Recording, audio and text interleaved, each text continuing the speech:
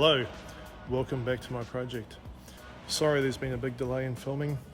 I had a little bit on the start of December and haven't had a lot of time working on this project. As you can see, I've had a couple of part days going on. We now have the motor fully installed, all the plumbing finished, fuel filter on, sitting in the back of the transom. Doesn't look the best there, but I think it's the best position. I'm not a fan of having a petrol fuel filter inside a battery box just in case there's any issues.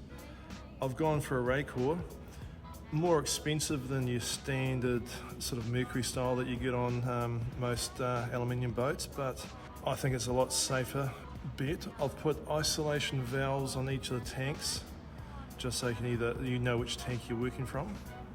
Going on board here. Seats are still got to be bolted in place, but that's pretty much left to do.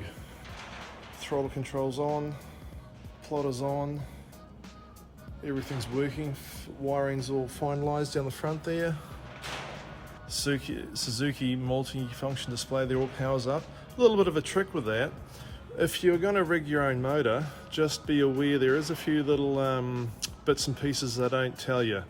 For instance, if you're running a digital display, there is a little plug you have to change over in the fuse box in the motor there. They come pre-wired for analog, and you've just got to pull out a little 4-pin plug and plug into another one to function the digital display. Just little bits and pieces that I don't like to tell you. I found a 2006 rigging installation online, and I started with that, but now I've since found a 2018, and that covers all Suzuki motors. And there's a lot of information there with the wiring, hole templates, etc. to keep going.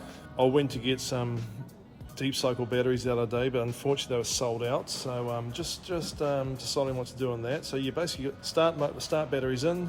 I'll get a house bank in next day or two, then put some fuel in the fuel tanks, bleed the lines, and then I have to run the boat up to MasterTech for a pre-delivery inspection of the motor for the warranty, and then we can probably chuck it in the tide, see what it's going to do. Everything's on up there, radio's in, VHF, speakers, spotlight's all working. So yeah, slowly getting there, just the odd half day here and there. Yeah, there's a bit of work involved, but it's just a lot of time pulling the wires through, connecting everything up. Plenty of rocket launchers up there, it'll be good to see a few rods in those. All the covers back on, covering the fuel lines. Fuel tanks all silicon that down. So most of the gear's back on board the boat.